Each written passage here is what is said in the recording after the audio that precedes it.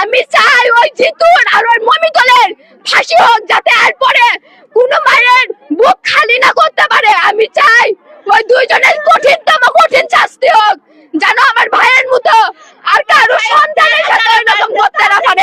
আমার তা আপনাদের কাছে আবেদন, আমার ডাক্তার ইউনূসের কাছে একটাই আবেদন, আমার ভাইকে জানাবে এইরকম। বাড়ির ভিতরে ঢুকিছে। আপনার পরিচয় কি? আমার আমরা বোন, আমাকে যাকে মার্ডার করছে তার আমি বোন হই। কি হয়েছিল আসলে একটু বিষয়টা খুলে বলুন। কি হয়েছিল, সকাল 9টার দিকে আমার ভাই গাড়ি নিয়ে বের হয়েছে। তার ওখানে নাকি 10টার দিকে গাড়ি ধুয়ে তার বাড়ির ভিতরে যায় তাকে নাকি মারছে। আমার তার সাথে কোনো শত্রুতা নাই, কোনো কিছু নাই।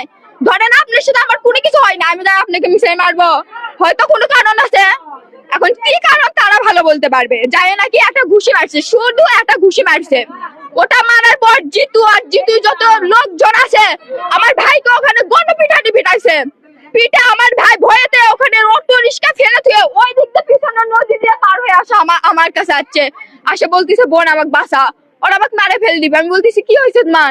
বলতেছে এই ঘটনা। আমি বলতেছি তুমি থাকো, আমি ওখান থেকে দেখি কারোর কাছে টাকা পাই নাকি, আমি টাকা নিয়ে আসি তোমাকে দিচ্ছি, তুমি নদী পার হয়ে চলে যাও।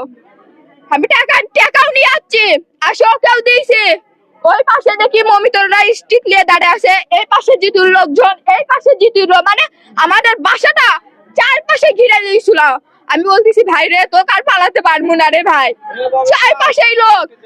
পরে ওকে বলতেছি তুই ঘরের মধ্যে থাক, আমি তোকে তালা দিচ্ছি, কে আসে আমি দেখবো।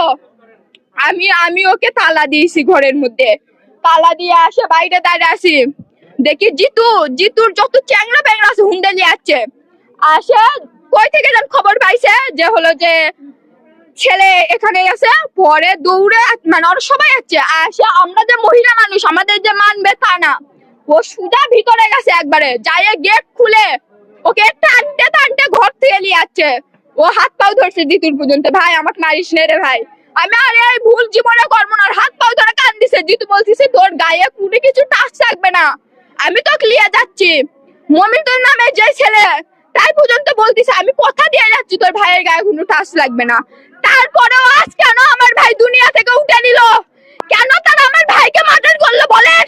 আমি চাই ওই জিতুর আর ওই মমিতুলের ফাঁসি হোক, যাতে এরপরে কোনো মায়ের বুক খালি না করতে পারে। আমি চাই ওই দুইজনের কঠিনতম কঠিন শাস্তি হোক, যেন আমার ভাইয়ের মতো আর কারো সন্তানের সাথে এরকম করতে না পারে। আমার তা আপনাদের কাছে আবেদন, আমার ডাক্তার ইউনূসের কাছে একটাই আবেদন, আমার ভাইকে জানাবে এইরকম করে বিনা দোষের কারণে মারতে তাদেরকে শাস্তি দেওয়ার জন্য।